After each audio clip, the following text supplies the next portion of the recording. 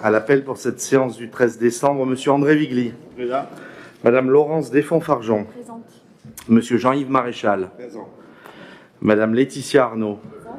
Monsieur Jean-Marie Blanc est excusé à donner pouvoir. Madame Myriam Gutierrez. Monsieur Christian Ozas. Madame Françoise Bouclé. Monsieur Laurent Saez. Monsieur Joël Racamier. Madame Simone Autremblant. Monsieur Aimé Verbiguier est excusé à donner pouvoir à Monsieur Alain Gabriel. Monsieur Alain Gabriel. Madame Christiane Boucher est excusée à donner pouvoir à Madame Françoise Bouclé. Madame Laure David Giton. Madame Nathalie Pagès. Madame Florence Jouve-Lavolée. Monsieur Olivier Berne. Madame Christelle Rouby. Madame Sonia Amalou. Monsieur Maxime Marozu. Monsieur Richard Laurendin. Madame Émilie Blaché-Bayardi. Monsieur Claude Raoux. Monsieur François Morand. Madame Marie-Claude Bompard. Monsieur Jean-Jacques Malapert. Monsieur Pierre Michel est excusé à donner pouvoir à Madame Marie Calero. Madame Christine Fournier a présenté un pouvoir, mais qui est daté du 13 septembre. Donc qui n'est pas valable. Madame Marie Calero. Monsieur Claude Dumas. Madame Delphine Hénon. La première question, donc, c'est le secrétariat de séance, conformément au Code général des collectivités territoriales, et notamment son article L 2121-15, il convient de désigner le secrétariat de séance. Il est proposé Madame Émilie Blaché-Bayardi. Qui s'abstient? La Ligue du Sud et le Rassemblement national. Qui est contre? Dossier adopté à la majorité. Question numéro 2. Il s'agit de la séance du Conseil municipal du 15 novembre et du procès-verbal. Y a-t-il des questions? Qui s'abstient? La Ligue du Sud. Qui est contre? Dossier adopté à la majorité et le Rassemblement national. Question numéro 3. Il s'agit d'une convention de gestion de la deuxième salle de cinéma entre la communauté de communes et la ville. Madame Bouclé, vous avez la parole. Merci. Bonsoir à tous. Vu le Code général des collectivités territoriales, notamment son article L 5214-16-1, vu la convention de gestion de la salle de cinéma située au sein de la manufacture si annexée, considérant que la communauté de communes Rhône-Lez-Provence est maître d'ouvrage du projet de la deuxième salle de cinéma située à la manufacture sur une surface estimée de 185 m² et qui comprend notamment une nouvelle salle destinée au spectacle d'art vivant et aux projections cinématographiques. Considérant que l'agrément d'exploitation octroyé par le Centre national du cinéma requiert l'unicité conjointe des futurs fonds de commerce de la salle située au sein de la manufacture et de la salle actuelle de cinéma dont la commune de Bollène est propriétaire, il convient que la commune soit également gestionnaire de la nouvelle salle. Considérant que la convention vise à préciser les conditions dans lesquelles la commune assurera la gestion de la salle située au sein de la manufacture, considérant la demande du Centre national du cinéma, il convient d'acter dès le 1er janvier 2022 de la perspective du statut de gestionnaire de la commune de Bollène de la deuxième salle de cinéma située au sein de la manufacture qui lui sera confiée dès que les travaux seront réceptionnés.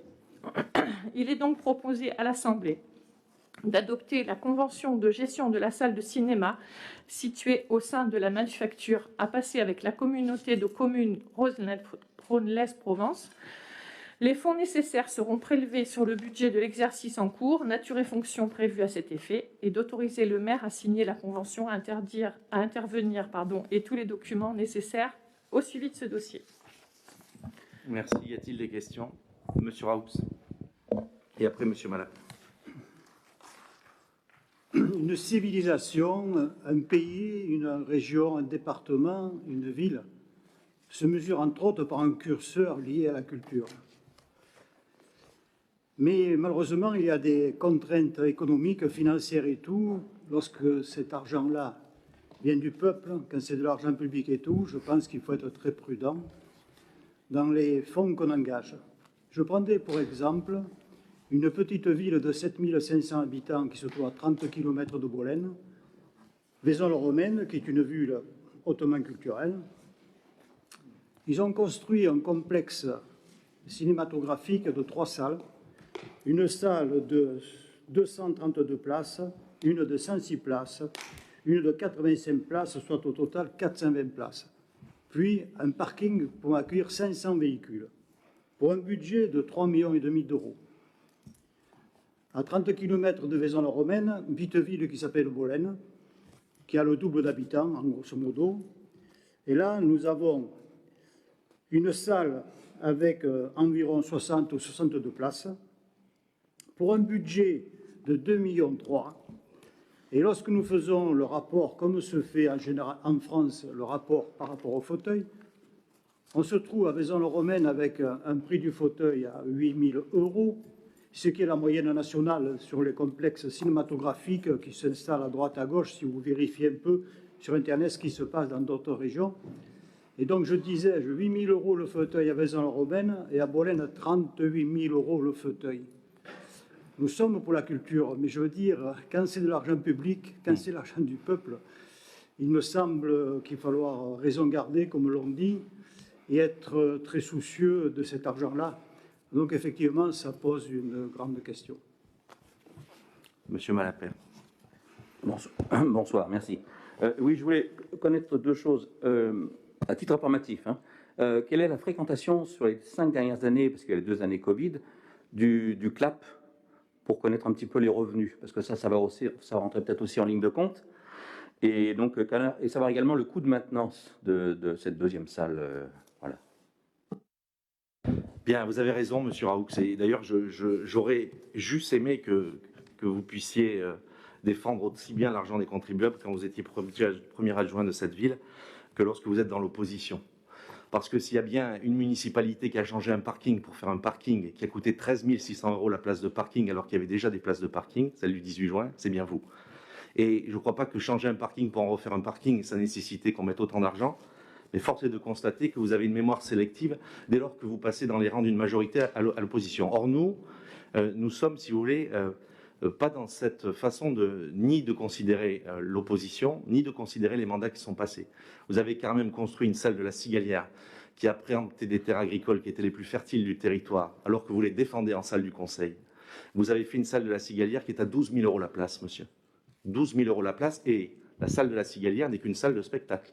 Or, la 2e salle que nous parlons à côté, c'est une 2e salle qui s'inscrit dans un complexe qui va s'appeler la Manufacture, qui va accueillir un commerce en rez-de-chaussée, là où il y avait la papeterie le Aurillac, papeterie, je ne sais plus comment elle s'appelait, et qui va accueillir aussi tout un espace dédié au numérique et qui permettra justement à faire le lien entre l'espace France Service qui justement accompagne les personnes qui n'ont pas forcément les moyens à la fois sur de la fracture numérique, c'est-à-dire des personnes âgées qui ne savent pas forcément se servir d'un ordinateur, etc. Donc je dirais que le projet que nous faisons, c'est finalement 30% du bâtiment. C'est-à-dire que la 2e salle de cinéma, 61 sièges, vous avez parlé de 500, 800, c'est 30% du bâtiment. Donc moi je veux bien entendre tout.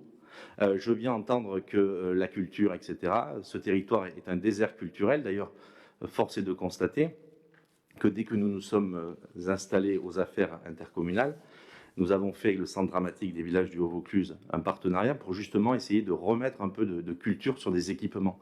Et nous ne boudons pas les équipements que nous avons faits. Nous avons dénoncé en son temps, nous avons voté contre à ce montant-là, nous avons voté contre parce qu'ils étaient à plus de 3 km du centre-ville, et que nous sommes en train d'étudier, ça va encore coûter, de mettre des dessertes de transport dans un lieu qui doit accueillir du public, mais qui n'a même pas un arrêt de bus.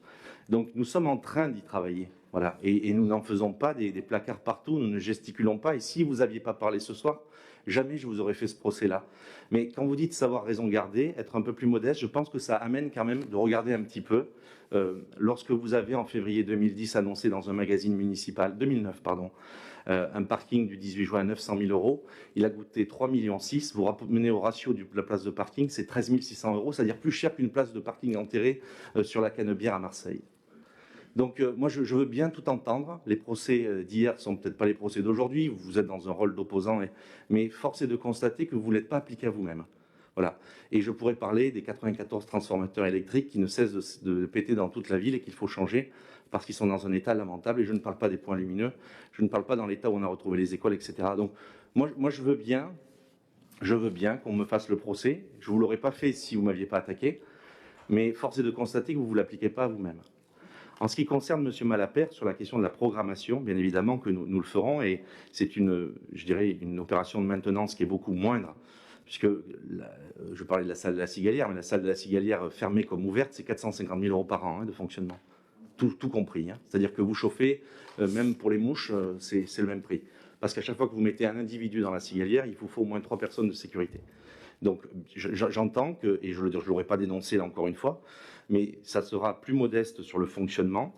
Cette convention a pour mérite de faire en sorte que cette deuxième salle de cinéma soit sous gestion par conventionnement municipal, parce que je préfère dans ce sens que ce bâtiment qui est intercommunal pour la deuxième salle que nous avons acheté puisse être sous convention municipale comme l'est la première salle. Sinon, ça aurait nécessité que la première salle de cinéma passe sous gestion intercommunale. Et dans la symbolique, je ne voulais pas qu'une aile de la ville, de l'hôtel de ville, passe sous gestion intercommunale. C'est donc dans ce sens que ça se fera. Et la question d'après, c'est le conventionnement avec le centre cinématographique. C'est justement pour faire en sorte qu'on puisse homogénéiser tout ça. Donc force est de constater que ce que vous nous appliquez à nous, vous ne l'êtes pas appliqué par le passé.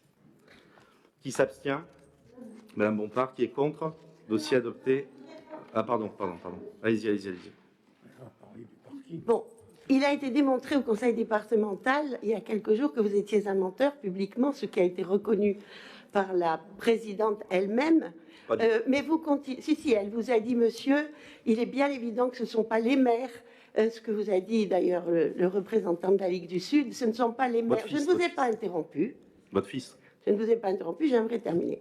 Donc, elle vous a dit que ce n'étaient pas les maires qui étaient à la décision des soins de suite, puisque ça, c'est un mensonge comme celui du parking, comme celui, etc., que vous avez réitéré. Et elle vous a prouvé que vous aviez, vous aviez trompé les Bolénois en affirmant ça. Et je crois que dans la presse, d'ailleurs, vous avez été nommé comme déglingué par le représentant de la Ligue du Sud, tellement votre mensonge était gros et tellement il a été démonté. Mais oui, monsieur le directeur de cabinet, vous pouvez rire, mais c'était écrit comme ça dans la presse. Est-ce qu'il y a des questions par Ensuite, rapport à cette oui, non, des remarques. Ensuite, je rappelle ici que la journaliste de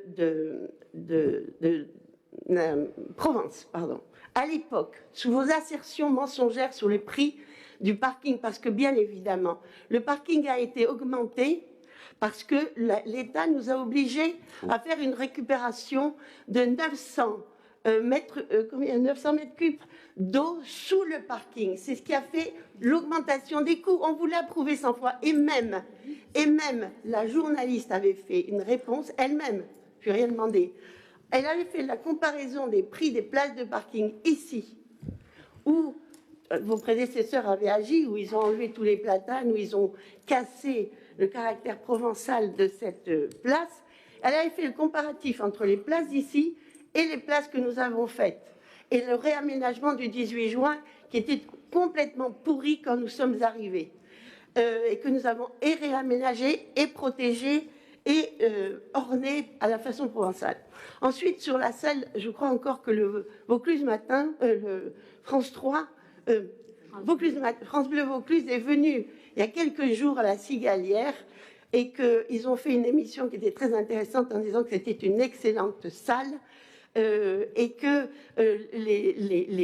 elle était nécessaire parce qu'il n'y avait rien à Bolène alors que vos équipes, vos amis précédents, pendant 70 ans, ont géré cette ville sans rien faire, ni pour le 18 juin qui était pourri, je le redis, ni pour les salles des fêtes, ni pour la voirie, ni pour rien. Alors, je vous en prie, moi je savais que vous étiez un menteur. Aujourd'hui, à gauche et à droite, au département et à la ville, ils le savent.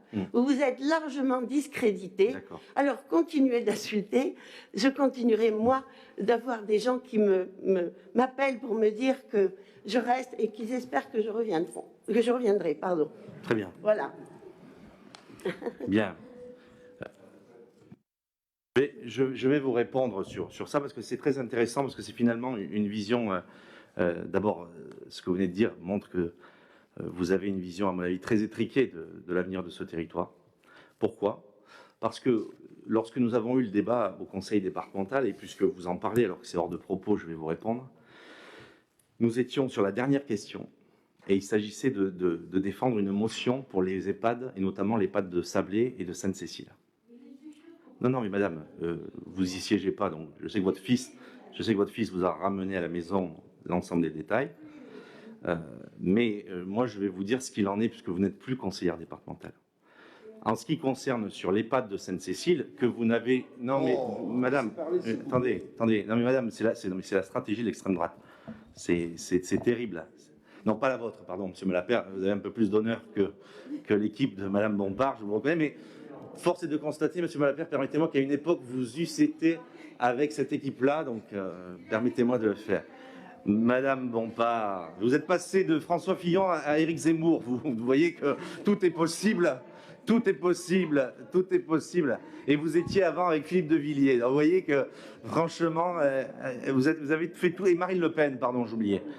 Donc, force est de constater que ce que vous avez dit sur la question de l'EHPAD, oui, nous défendons la question de la santé.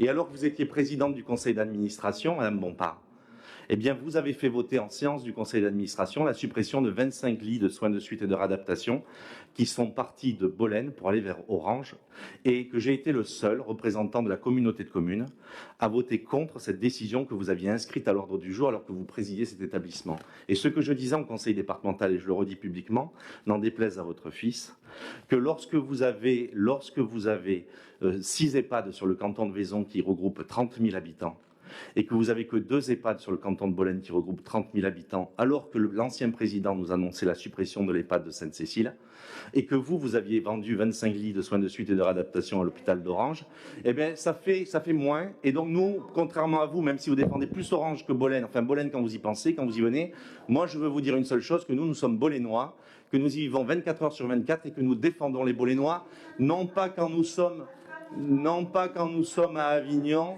non pas quand nous sommes à Avignon, non pas quand nous sommes à Orange, non pas quand nous sommes ici. Nous les défendons 24 heures sur 24, et c'est bien parce que nous les défendons que vous avez été remerciés. En ce qui concerne la question sur les platanes, je ne crois pas, pour avoir questionné le responsable des services techniques, que les platanes du cours Pasteur étaient malades quand vous les avez fait abattre. Et pourtant, vous avez abattu tous les platanes du cours Pasteur qui n'étaient pas malades. Donc, vous voyez que vous avez une mémoire là aussi sélective en fonction de ce qu'il en est. Moi, aujourd'hui, ce matin, si vous étiez à Bolène aujourd'hui, vous aurez pu voir qu'avenue Giono, en face le vélodrome, avenue Giono, j'ai fait enlever 4 arbres, 4 micocouliers, qui ont été enlevés avec les racines et qui seront replantés soit à Saint-Féréol, là où vous avez laissé les gamins jouer en plein soleil, soit dans une cour d'école à Curie, là où il n'y a que du goudron. Et vous voyez qu'on a une considération tout à fait différente. Vous défendez la Ligue du Sud et nous défendons les Bolénois. Qui s'abstient? Qui est contre? Dossier adopté à l'unanimité. Merci. Question numéro 4. Il s'agit d'une convention de mise à disposition de la ville de Bolène et du Cinébol. Madame Bouclé, vous avez la parole. Vu l'article L2144-3 du Code général des collectivités territoriales... Madame Bompard, vos provocations, par contre, vous les faites dans la rue, mais vous ne les faites pas en séance du Conseil. Et si vous voulez les faire là, alors vous pouvez partir. Non, madame, soit vous respectez les règles de l'Assemblée, soit vous voulez provoquer ce que vous faites très bien ailleurs dans la rue, etc., mais pas ici. Et si vous les faites ici, je suspends la séance. Question numéro 5. Madame Calero, elle n'a pas besoin d'avocate, madame Bompard. 4. Les siens la défendent assez bien. La 4, pardon. C'est la 4. Alors, vu la délibération en date du 13 décembre 2021 portant convention de gestion de la nouvelle salle de cinéma située au sein de la Manufacture, dont la communauté de communes Rhône-Lez-Provence est maître d'ouvrage au bénéfice de la commune de Bolène, dès lors que les travaux en seront réceptionnés, considérant qu'il convient d'abroger la convention triennale conclue au 1er janvier 2021 au 31 décembre 2023, de mise à disposition de locaux entre la ville de Bolène et l'association Cinébol pour l'exploitation de l'unique salle de cinéma municipale, afin d'y être adjoindre la mise à disposition de la deuxième salle située au sein de la Manufacture, dont la commune en restera gestionnaire dès lors que les travaux en seront réceptionnés au nom et pour le compte de la CCRLP. Considérant les termes de la convention de mise à disposition des locaux de la part de la ville de Bolène au profit de l'association Cinébol à compter du 1er janvier 2022 et jusqu'au 31 décembre 2024.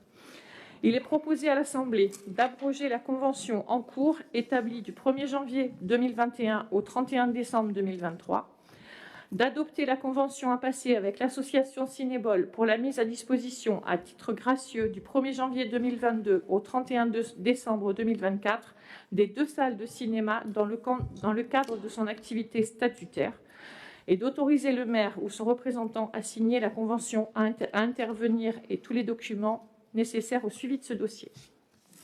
Merci. Y a-t-il des questions? Qui s'abstient? Qui est contre? Dossier adopté à l'unanimité. La question numéro 5, il s'agit de la modification du tableau théorique des effectifs. Vous avez pu donc prendre connaissance de ce tableau avec une forte création, notamment sur les évolutions de carrière, puisqu'il y a 48 postes en création sur les évolutions de carrière, qui sont dus tout simplement aux avancements de grade, puisque nous sommes dans la période des avancements des grades des agents de la fonction publique de la mairie, et que par conséquent, 48 agents ont bénéficié de cet avancement de grade en ce qui concerne les évolutions de carrière.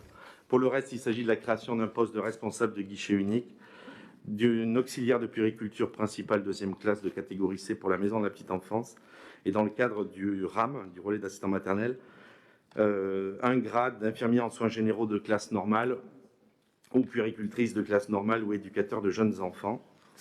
Et enfin, sur le conservatoire, 2 enseignements, cuivre et saxophone. Et enfin, sur l'entretien des bâtiments communaux dans le secteur technique, sur des adjoints techniques à temps non complet. Il convient donc de donner son accord, de modifier le tableau des effectifs en conséquence et d'approuver le tableau des effectifs modifié, afin de dire que les fonds nécessaires seront prélevés sur le budget de l'exercice en cours. Est-ce qu'il y a des questions? Qui s'abstient? La Ligue du Sud. Qui est contre? Dossier adopté avec le Rassemblement national. Question numéro 6. Il s'agit, cette fois, de la modification des délibérations portant sur la mise en œuvre du régime indemnitaire et de la mise en conformité. Il s'agit, sans impact pour les agents, de modifier la question du complément indemnitaire annuel qui doit être versé toutes les années et qui était versé mensuellement et de manière fixe, et de le faire évoluer selon les services et selon, bien évidemment, de 0 à 100% sur les attributions individuelles de chaque agent. Il est proposé de donner son avis et d'adopter la mise en œuvre du complément indemnitaire annuel conformément à la réglementation. Est-ce qu'il y a des questions? Qui s'abstient?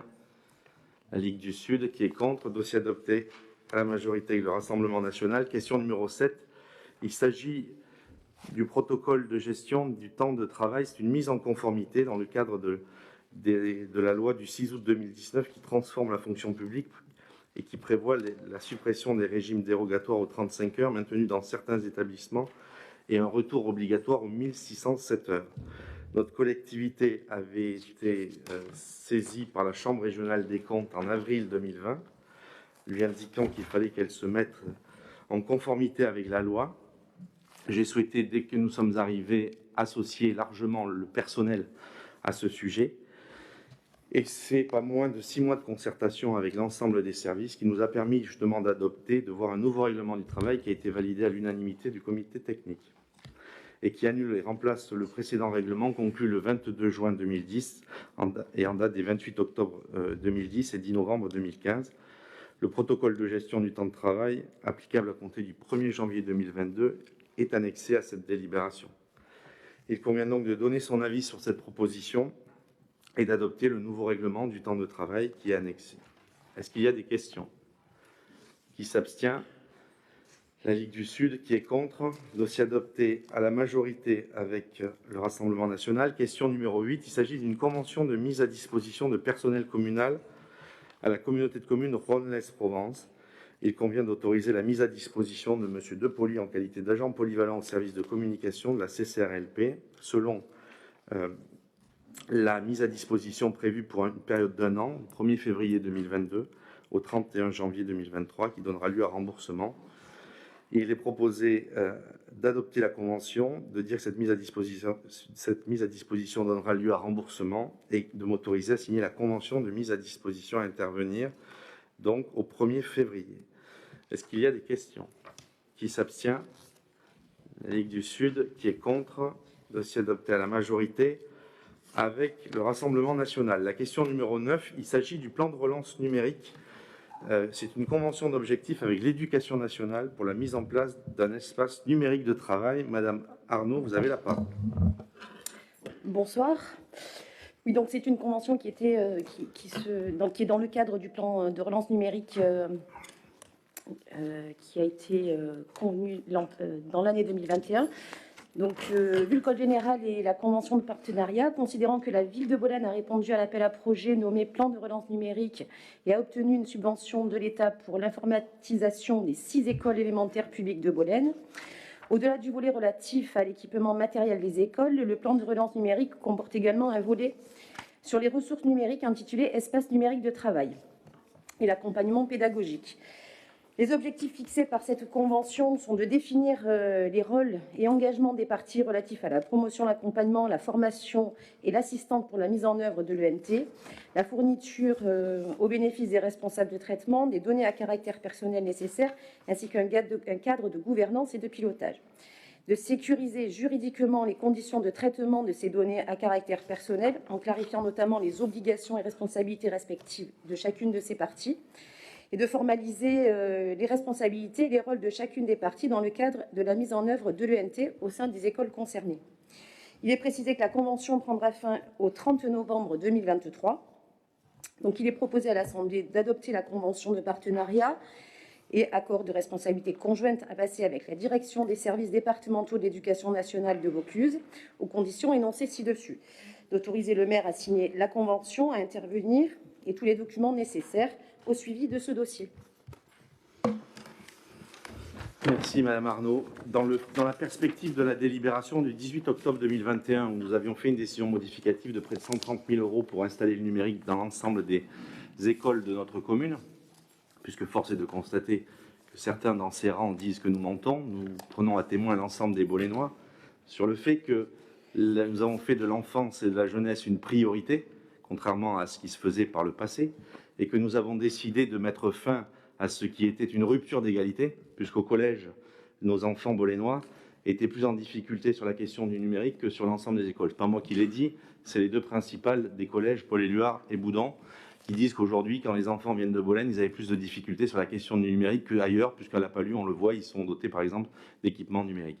Donc force est de constater, encore une fois, qu'au-delà des écoles dans quel état vous les avez laissées, nous avons fait en sorte de faire que l'éducation soit une priorité. Et je remercie Laetitia Arnaud et l'ensemble des directeurs des écoles de la ville qui ont fait un travail colossal en collaboration pour faire en sorte que dans chaque classe, dans chaque école, nous puissions apporter des réponses concrètes sur mesure à la demande de chacun des enseignants, de l'ordinateur jusqu'au tableau numérique fixé sur le mur. C'est ce que nous avons engagé le 18 octobre dernier dans la délibération du conseil municipal. Et là, il convient donc de faire une convention d'objectifs avec l'Éducation nationale sur la question de la mise en place d'un espace numérique de travail pour aller toujours plus loin sur la question de ce numérique dans les classes. Numérique dans les classes dont les attributions sont en train de se faire et où, dès, je pense, les vacances de février, nous aurons l'ensemble des classes qui seront dotées sur la question du numérique. Donc il y a ceux qui parlent, il y a ceux qui gesticulent et puis il y a ceux qui font. Qui s'abstient? Qui est contre? Un dossier adopté à l'unanimité, je vous remercie. La question numéro 10, il s'agit d'une convention territoriale globale et il s'agit de l'adoption. Madame Arnaud, vous avez la parole. Alors, vu les différents codes et arrêtés, vu la convention d'objectifs et de gestion, vu et conformément à la stratégie de déploiement des conventions territoriales globales, les CAF sont nés de la volonté d'apporter une aide à toutes les familles dans leur diversité, que ce soit sous forme de prestations monétaires ou d'aides permettant de développer des services. Ainsi, la branche famille de la CAF a pour mission principale d'aider les familles à concilier vie familiale, vie professionnelle et vie sociale, de faciliter la relation parentale, favoriser le développement de l'enfant et soutenir les jeunes, de créer les conditions favorables à l'autonomie et à l'insertion sociale et professionnelle et d'accompagner les familles pour améliorer leur cadre de vie et leurs conditions de logement. À ce titre, la CAF entend poursuivre son soutien aux collectivités locales qui s'engagent dans un projet de territoire qui leur est destiné. Dans ce cadre, la CTG est une démarche stratégique partenariale qui a pour objectif d'élaborer le projet de territoire pour le maintien et le développement des services aux familles et la mise en place de toute action favorable aux allocataires dans leur ensemble. S'appuyant sur un diagnostic partagé par les partenaires concernés, la CTG favorise le développement et l'adaptation des équipements et services aux familles, l'accès aux droits et l'optimisation des interventions aux différents acteurs. Par ailleurs, la mutualité sociale agricole compte déployer une offre intitulée « Grandir en milieu rural » à destination des familles et des jeunes qui pourrait être déclinée dans le cadre d'une CTG. Aussi, afin de définir le projet stratégique global du territoire à l'égard des familles, ainsi que ses modalités de mise en œuvre, il est proposé d'adopter la convention territoriale globale à passer avec la Caisse d'allocation familiale de Vaucluse, la mutualité sociale agricole, les communes de la Motte du Rhône, La Palud, Mondragon, Mornas et la communauté de communes Rhône-Lez-Provence. Il est à noter que pour mener à bien les objectifs qu'elle définit, un comité de pilotage et un comité technique devront être mis en place, conclu pour une durée de 5 ans, à savoir du 1er janvier 2021 au 31 décembre 2025. Elle pourra être reconduite de façon expresse, d'autoriser le maire à signer la convention, à intervenir et tous les documents nécessaires au suivi de ce dossier.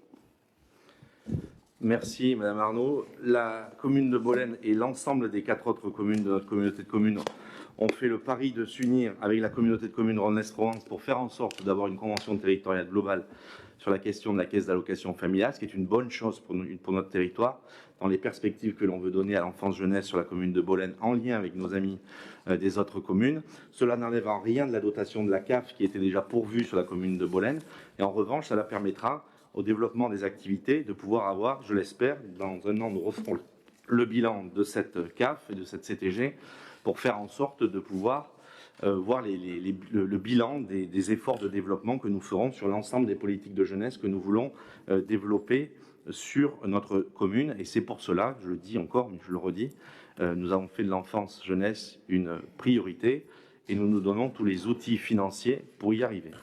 Merci à vous, Madame Arnaud. Est-ce qu'il y a des questions? Qui s'abstient? Qui est contre? Dossier adopté à l'unanimité. Toujours enfance-jeunesse, il s'agit cette fois du quotient familial et d'une convention avec la caisse MSA Alpes-Vaucluse. Madame Arnaud. Dans le cadre de la simplification des démarches, la mutualité sociale agricole propose un nouveau service en ligne permettant aux partenaires de l'action sociale de consulter le montant du quotient familial mensuel des allocataires et utilisateurs des structures de loisirs de la commune pour les enfants. Les informations communiquées sont des informations confidentielles et à ce titre, il est indispensable de les transmettre dans un cadre sécurisé. C'est dans ce contexte que la MSA s'est rapprochée de la commune de Bolène afin de conclure une convention définissant les termes et conditions permettant à la commune d'avoir accès au QF des allocataires inscrits aux activités de loisirs de la ville. Il convient de noter que ce service en ligne est gratuit et n'est accessible qu'aux partenaires.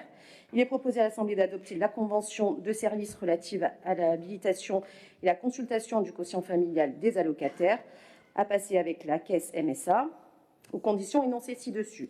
Conclue pour une durée d'1 an à compter de la signature, elle pourra être reconduite tacitement pour une période d'1 an et d'autoriser le maire à signer la convention à intervenir et tous les documents nécessaires au suivi de ce dossier. Merci. Y a-t-il des questions? Qui s'abstient? Qui est contre? Dossier adopté à l'unanimité. La question numéro 12, il s'agit d'une convention du service commun Action Jeunesse. Madame Arnaud.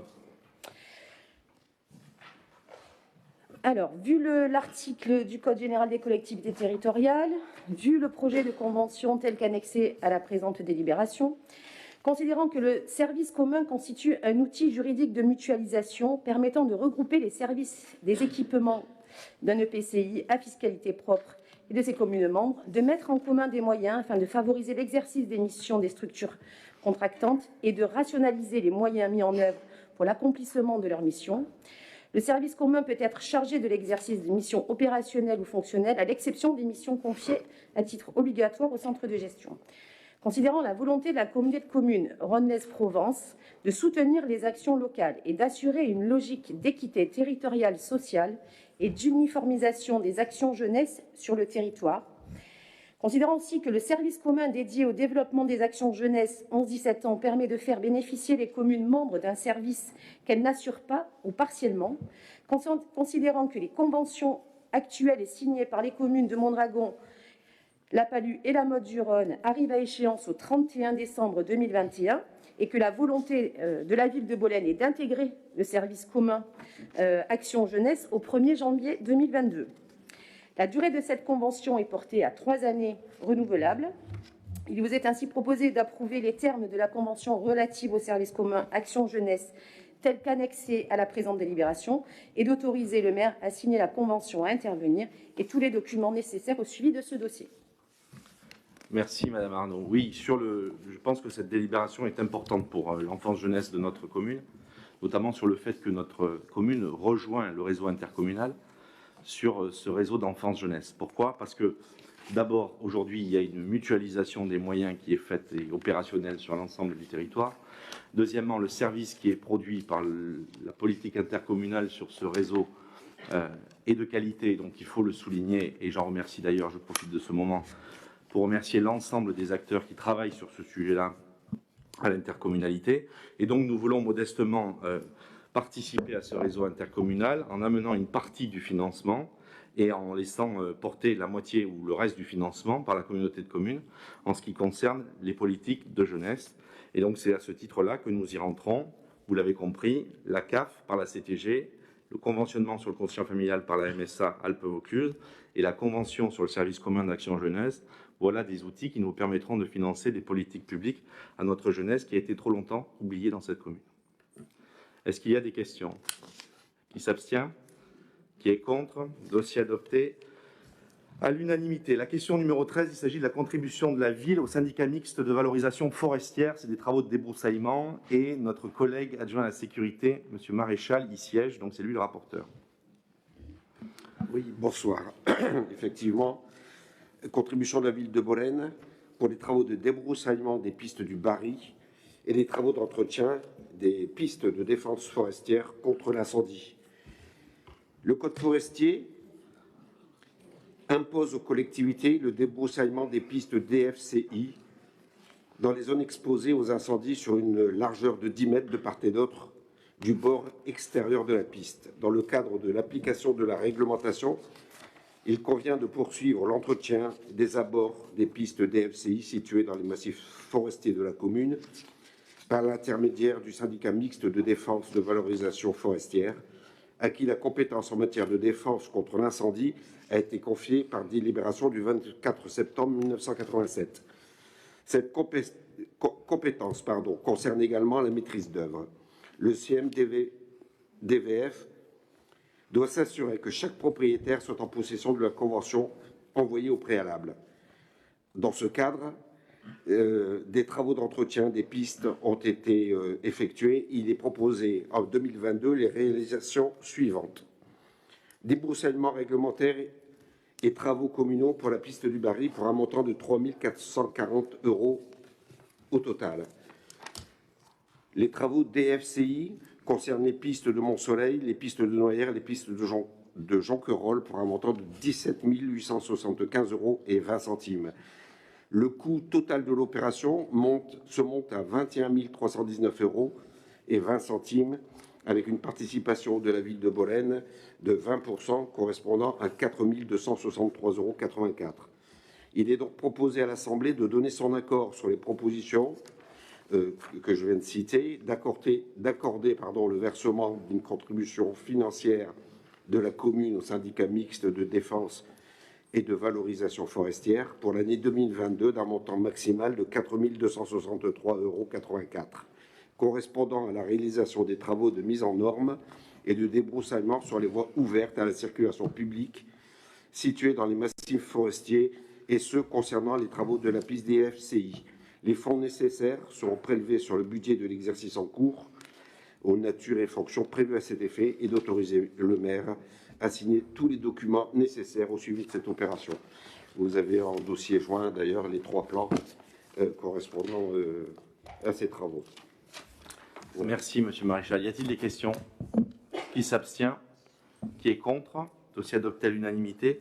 La question numéro 14, il s'agit de l'utilisation du stade Anquetil. C'est une convention et le conseil régional pour le lycée. Monsieur Ozas, vous avez la parole. Oui, bonsoir à tous. Donc, cette question porte sur une régularisation qui concerne donc l'année scolaire 2020-2021. Concernant la demande du lycée Lucie Aubrac d'utilisation du stade Jacques Anquetil de la ville de Bolène pour l'année 2020-2021, comme je viens de le dire, à hauteur de 308 heures. Considérant la nécessité de passer une convention entre la commune de Bolène et le conseil régional PACA, définissant les modalités de calcul de versement de la participation financière de la région pour cette occupation. La convention est en pièces jointes. Considérant que le barème horaire régional est égal au barème horaire adopté par la commune, dans la limite du plafond suivant, 18,66 € de l'heure d'utilisation pour le stade Jacques Anquetil, soit un montant prévisionnel compte tenu des 308 heures d'un montant de 5 747,28 €. Considérant que le paiement de la participation régionale intervient à l'issue de l'année scolaire sur présentation par la commune d'un titre de recette, il est proposé à l'Assemblée d'adopter la convention à passer avec le conseil régional PACA relative à la mise à disposition du stade Anquetil au lycée Lucie Aubrac et d'autoriser le maire à signer la convention, à intervenir et tous les documents nécessaires au suivi de ce dossier. Y a-t-il des questions? Qui s'abstient? Qui est contre? Dossier adopté à l'unanimité. La question numéro 15, il s'agit d'une convention de mise à disposition de l'ancienne école de Saint-Féréol, que nous n'avons pas souhaité céder conformément à ce qui avait été engagé par l'ancienne équipe, et pour lesquelles cette convention est certainement perfectible. Il y aura certainement des avenants dans le cadre du détail des travaux qui seront faits, mais elle aura au moins le mérite d'exister, et c'est pour cette raison-là que nous vous la présentons ce soir. Monsieur Ozas. Considérant que la ville souhaite aider les associations par l'octroi de subventions, le prêt de locaux ou de matériel afin de permettre la réalisation de leur activité statutaire. Considérant que la ville est propriétaire des bâtiments de l'ancienne école de Saint-Féréol, route de Saint-Restitut à Bolène. Considérant que l'association L'Outil en main, reconnue d'utilité publique, a pour objet l'initiation des jeunes au métier du patrimoine et au métier manuel.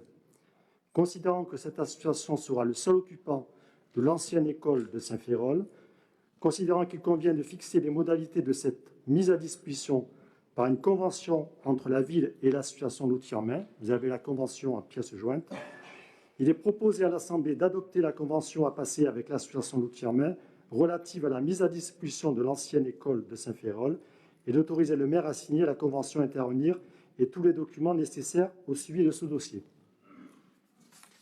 Merci, Monsieur Ozas. Et je suis très fier que mon équipe ait sauvé l'école de Saint-Féréol, chère à nombreux habitants du quartier de Saint-Féréol, pour en faire un bel outil pour faire en sorte que les enfants de l'outil en main puissent faire de la formation dans cette école qui était vouée à faire de l'habitation. Qui s'abstient? Qui est contre? Allez-y, allez-y. Voilà. Oui, je voterai pour, bien évidemment. J'avais juste une petite question, parce que normalement, il y a un occupant. Au début, au préambule, on parle d'un occupant. Et à l'article 3, alinéa 3, il y a marqué « L'occupant est informé que le bien public pourra être d'un usage commun avec d'autres occupants autorisés par le propriétaire. » Donc, ça veut dire qu'il peut y avoir d'autres associations que l'outil en main qui utilisent, parce qu'eux, ils vont tout refaire gratuitement, ils vont faire de haut en bas, ils vont tout refaire. Donc, est-ce qu'il y aura encore d'autres occupants Ils vont pas autorisés? tout refaire gratuitement, Monsieur Malapert. Ils vont faire dans les corps de métier qu'ils connaissent, et l'ensemble des matériaux et l'ensemble du matériel qui va être fait pour réaliser ces travaux vont être soit achetés par la ville. Ils vont pas acheter du matériel. Oui, dans la main d'œuvre. Je parlais de la main d'œuvre. Voilà. Pardon. Ils font uniquement de la main d'œuvre et les corps de métier. Sauf qu'il nous faut conventionner, puisque s'ils rentrent dans un bâtiment qui est quand même vieillissant, où il y a des dangers, par sécurité, je préfère qu'il y ait une convention qui nous lie. Par ailleurs, sur le programme, bien évidemment, que nous allons faire en sorte que l'association de l'outil en main qui ne pouvait pas s'agrandir là où il était, qui voulait former de plus en plus d'enfants, puisse le faire. Association donc, pilotée par Jean-Marc Barrault et Rémi Martin, qui font un travail remarquable pour les enfants qui travaillent dans cette association, et pour lesquels ils pourraient le partager, puisqu'il ne vous a pas oublié qu'il y avait la cour, il y avait des étages, etc. Et que par conséquent, nous le faisons. Mais cette convention pourra évoluer, parce que bien évidemment, en fonction du cahier des charges des travaux, en fonction des règles entre l'association et nous, ça pourra être amené à bouger. Et je pense même que ce sera amené à bouger d'ici l'horizon du prochain conseil municipal. Voilà. Est-ce qu'il y a d'autres questions? Qui s'abstient? Qui est contre? Dossier adopté à l'unanimité. La question numéro 16, il s'agit des ouvertures dominicales des commerces au titre de l'année 2022. Madame Bouclé, adjointe au commerce, vous avez la parole. Alors, vu le Code général des collectivités territoriales, vu le Code de commerce, vu le Code du travail et vu la loi du 6 août 2015 pour la croissance, l'activité et l'égalité des chances économiques, dite loi Macron, vu les propositions du Conseil national des professions de l'automobile et de commerce de détail parvenues à ce jour, considérant que la loi Macron introduit des mesures visant à améliorer au profit des salariés et des commerçants les dérogations exceptionnelles à l'interdiction du travail le dimanche et en soirée. Considérant que les dérogations exceptionnelles à l'interdiction du travail le dimanche ont pour objectif de faciliter l'ouverture des établissements de commerce de détail, les concessionnaires automobiles entrant dans ce champ, jusqu'à 12 dimanches par an. Considérant que l'ouverture dominicale peut être autorisée par type de commerce de détail et pour des dimanches distincts, considérant qu'il appartient au maire d'autoriser l'ouverture de ces commerces le dimanche et après examen des demandes des commerçants, il est proposé d'autoriser par type de commerce l'ouverture des dimanches pour l'année 2022, dont vous avez le détail par branche d'activité et les dates. Il est proposé à l'Assemblée de donner son accord sur les propositions du rapporteur, d'autoriser par type de commerce de détail l'ouverture des dimanches pour l'année 2022, tel que précisé ci-dessus, d'autoriser le maire à signer tous les documents nécessaires au suivi de ce dossier. Merci Madame Bouclé. Y a-t-il des questions? Qui s'abstient? Qui est contre? Dossier adopté à l'unanimité. La question numéro 17, il s'agit d'une subvention annuelle de fonctionnement pour le comité de quartier de Bolène-Écluse. C'est un complément. Monsieur Ozas, vous avez la parole. Considérant que l'association comité de quartier de Bolène-Écluse a pour objet de prendre en charge les aspirations, les intérêts communs des résidents propriétaires ou locataires des quartiers de Bolène-Écluse et d'organiser des loisirs. Considérant que l'association Foyer de l'Amitié du 3e âge de Bolène-Écluse a été dissoute le 5 juillet 2021. Considérant que l'association comité de quartier de Bolène-Écluse a modifié ses statuts le 16 octobre 2021 lors d'une assemblée générale extraordinaire, afin de pouvoir proposer aux anciens adhérents de l'association Foyer de l'Amitié du 3e âge de Bolène-Écluse des activités manuelles, culturelles ou de détente. Considérant que le comité de quartier de Bolène-Écluse va réaliser des dépenses supplémentaires pour prendre en charge ces activités, considérant qu'il est admis que ne seront pris en compte dans la subvention que les fournitures dont l'association ne dispose pas et directement utiles aux nouvelles activités qu'elle met en place, il est proposé à l'Assemblée d'attribuer un complément à la subvention annuelle de fonctionnement de l'association comité de quartier de Bolène-Écluse afin de les soutenir dans son action. De voter un complément à la subvention annuelle de fonctionnement de 2021 pour l'association comité de quartier de Bolène-Écluse d'un montant total de 1 200 € pour l'exercice 2021. Les fonds nécessaires sont prélevés sur le budget de l'exercice en cours en nature et fonctions prévues à cet effet et d'autoriser le maire à signer tous les documents nécessaires au suivi de ce dossier.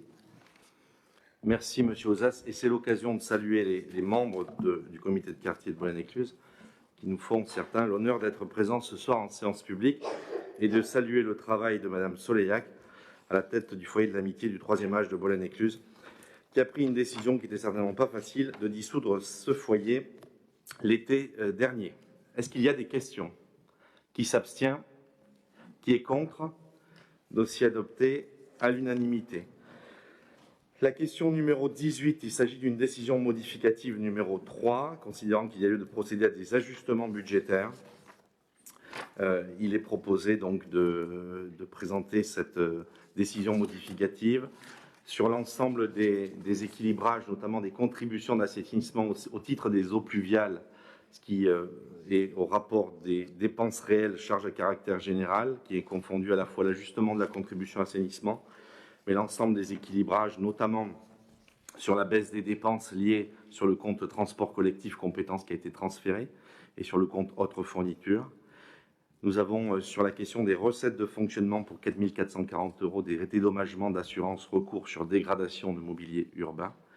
Et nous avons des régularisations sur la reprise d'une subvention en 2020 d'un bien amortissable. En ce qui concerne les dépenses d'investissement, il s'agit principalement de l'intégration dans l'actif d'un terrain, le terrain du parking de l'EHPAD, qui a été valorisé, acquis à l'euro symbolique et qui a été valorisé dans le stock à 48 700 €. Voilà pourquoi vous avez cette décision modificative qui vous est présentée. C'est des écritures techniques d'ordre en dépenses et en recettes, mais qu'on venait de la présenter. Est-ce qu'il y a des questions?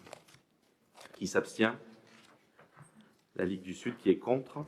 Dossier adopté à la majorité avec le Rassemblement national.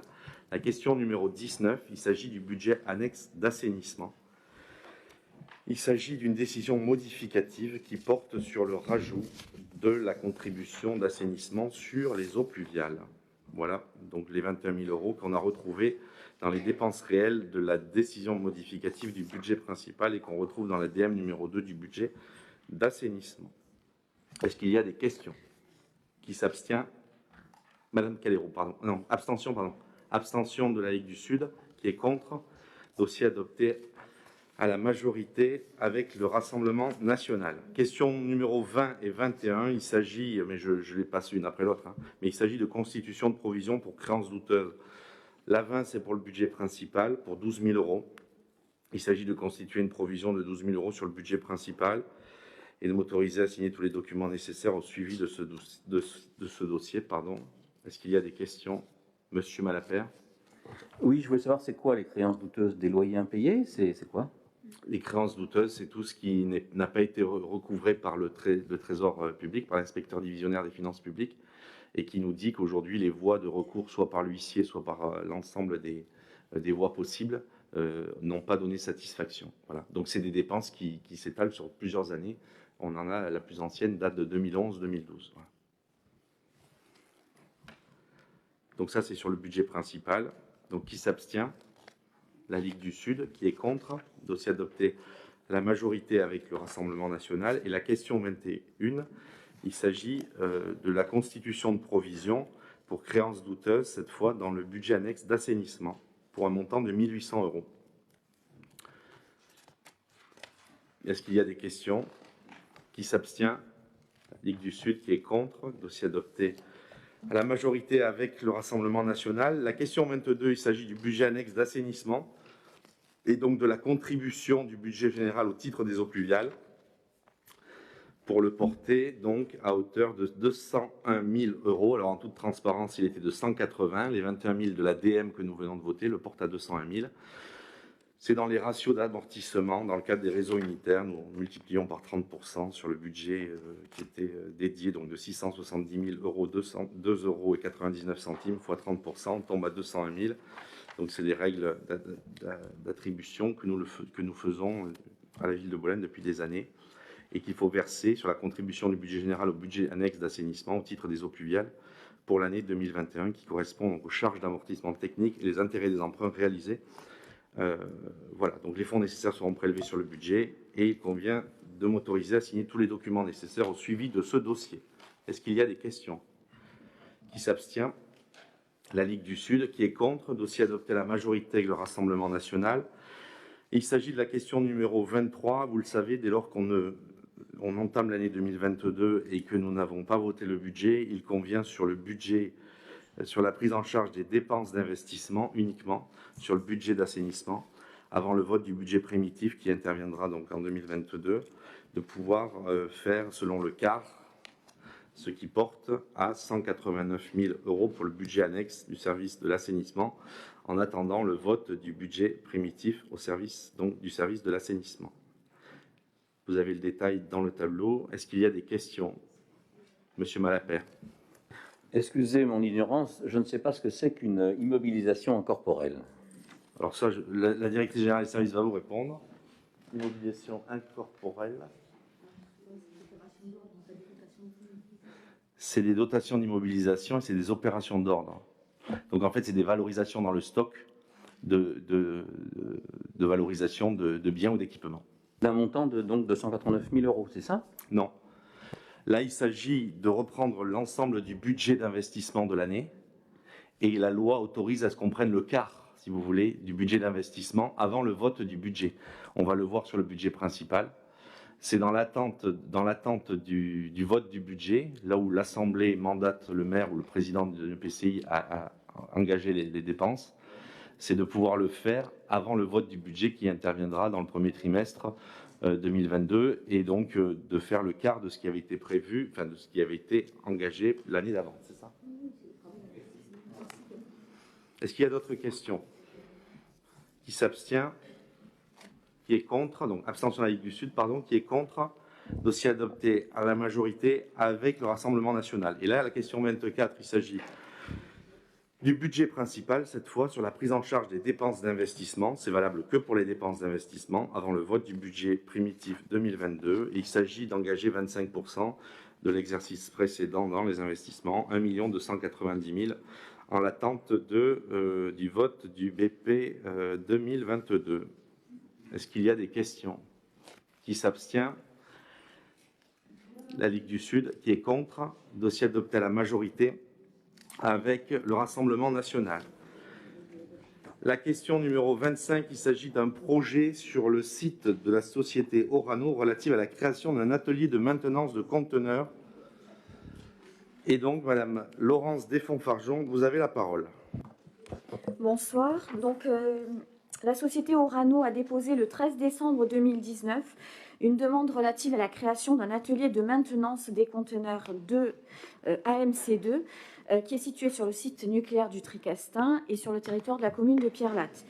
Il s'agit d'une demande d'autorisation de modification substantielle et de modification du périmètre de l'installation nucléaire de base INB numéro 178, dénommé Parc uranifère du Tricastin. La zone concernée devant passer du périmètre de l'INB numéro 93 à celui de l'INB numéro 178. Le dossier sera soumis à enquête publique donc du 10 décembre 2021 au 12 janvier 2022. Considérant que le projet de la société Orano consiste à la création d'un nouvel atelier de maintenance des conteneurs 2, il s'agit plus précisément d'un atelier de nettoyage plus moderne de ces conteneurs, donc avec l'utilisation de nouveaux procédés qui génèrent moins de risques de contamination pour le personnel qui intervient sur site.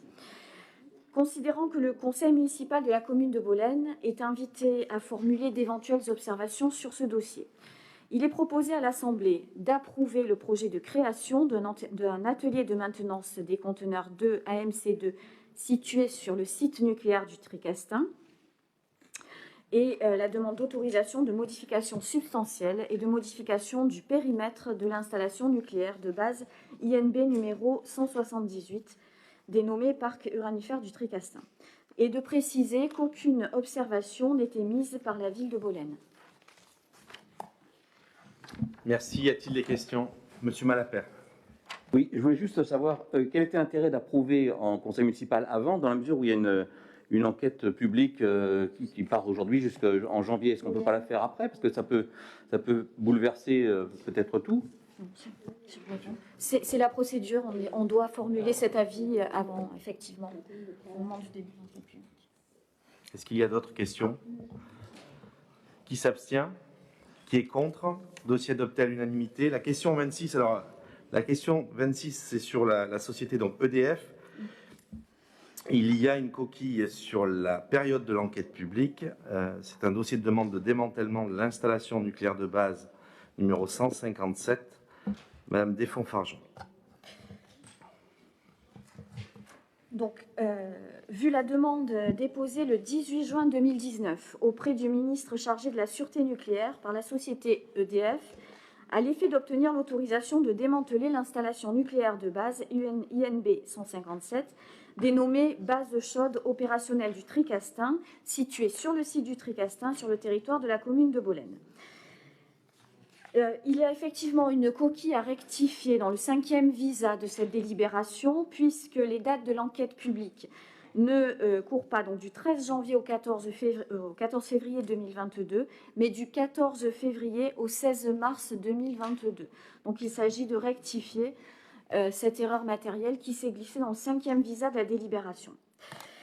Le projet de la société EDF consiste au démantèlement et à l'évacuation des outillages obsolètes sur environ 4 ans, au décapage suivi de la démolition des structures internes et au décapage de la structure externe afin d'éliminer la pollution surfacique, notamment radiologique. Le conseil municipal de la commune de Bolène est donc invité à formuler d'éventuelles observations sur le dossier de demande de démantèlement.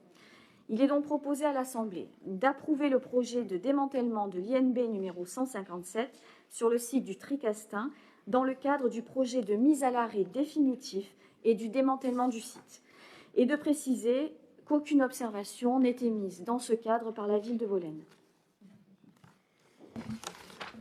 Merci. Avant de soumettre cette délibération au vote, je dois m'assurer que l'ensemble des conseillers municipaux acceptent la modification de cette délibération qui vient d'être présentée. Je rappelle, les pièces du dossier qui seront soumises à enquête publique, pas du 13 janvier au 14 février, mais du 14 février au 16 mars, il y a un mois en avance et un mois de décalage. Voilà. Est-ce que des personnes s'opposent à cette modification? Non. Qui s'abstient sur cette délibération? Qui est contre? Dossier adopté à l'unanimité. Je vous remercie. C'est une bonne soirée et surtout, je vous souhaite de passer de très belles fêtes de fin d'année. Et il faut signer les décisions modificatives budgétaires qui circulent, notamment par les services.